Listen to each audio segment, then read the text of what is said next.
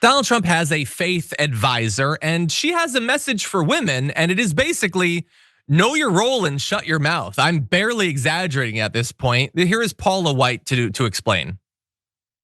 Men are the fastest returning to church. See what she's saying there? Again, men, we need more fathers, more husbands, more real men. Absolutely. You know, they are becoming the bedrock, which is how God designed it. It has to be that way. 100%. And it's so crazy because people will. But real men that stand up for their wives, for their families, for their churches, for their communities. Steve, preach. You're preaching because God has an order. Now, God, in his grace, look, the head of my household is my husband, Jonathan Cain, period. And we have a loving, amazing relationship. But if there's ever a time that a decision has to be made and we don't agree on something, he's the head. It's not hard to submit. It's not just try a little bit of submission. Just accept that you are lesser, and it's really not that bad. I don't even mind. I mean, I've got a career, I got a following, I can sell books, I can sell out stadiums and stuff like that. It's actually kind of cool. It might even be profitable to submit. Here, watch, I'll do it. Hey, you're a man, you're better than me. You should make all the decisions. I'll just do other stuff. I mean, I want a career and everything. I don't want it for other women, but I want a career. I want money and I want a profile and everything. But you're definitely better than me. Never forget it. You're better than me. And that's what we're getting out of Paula White there. I mean, is anybody surprised by this? This, by the way, is not representative of all of American Christianity. I think that should be clear. But it is representative of, guess what you have to do as a woman to be a part of the MAGA movement, to be his faith advisor, which, oh boy, is that a job. You're the one who's going to get Donald Trump to take Christianity seriously? I kind of doubt it at this point. Now, I know she has to pretend that she thinks that he's a Christian or whatever. She said, I'm up here working on the initiatives for President Trump, who's been in ministry for 40 years and understands it. What are you talking about? I don't think he's been at the ministry 40 times, let alone for 40 years. You know that he was like adjudicated a sexual abuser last year. You're a Christian. Aren't they supposed to care about that? I mean, I know that women are submissive and everything, but I don't think you're supposed to sexually assault them. Again, doesn't care, whatever.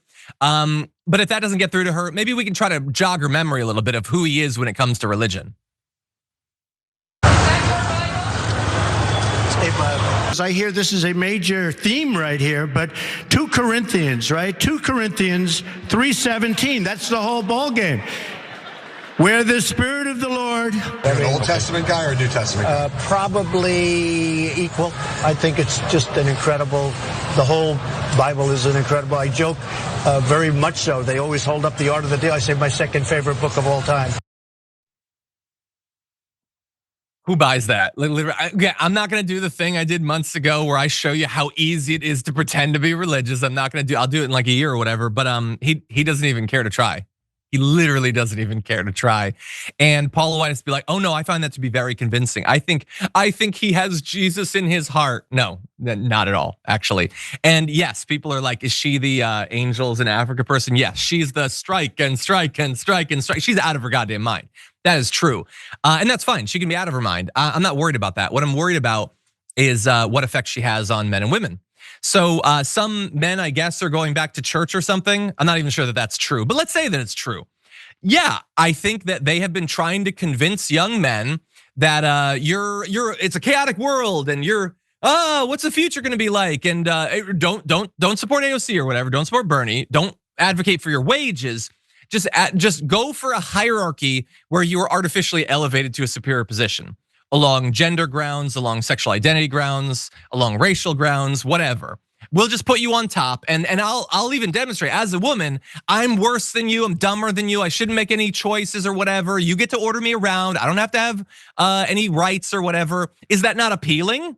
Please come back to church and do that. And so that's what she's doing. And so some men are gonna find that to be appealing. I think that's gross. I think those are hardly men at all, but some men will find that appealing. And some women are gonna have to suffer at the hands of that. I mean, some might buy it. They might think, well, I guess I wanna be accepted in my community, so I guess we gotta do the submissive or second-class citizen things, and that's really sad. But some will just be surrounded by men who have been trained to be worse, to believe that it's their job to order women around and to boss them around. And that's now something that our moms and our sisters and our daughters are now gonna have to deal with because of people like Paula White training men to be broken in that particular way. And I'll end on this. I don't know if everybody is, but I'm watching the most recent season of A Handmaid's Tale. It's the final season. It just reeks of that. Like, I guess if I'm gonna have a leadership position, I need to do it by climbing on top of other women and kicking them down the ladder. And that's what Paula White is doing here. She is making life demonstrably more difficult for millions of women so that she can be interviewed by men that don't respect her, so that she can make a little bit of money or whatever that won't buy her rights back, unfortunately. And so it's gross in basically every way that it could be.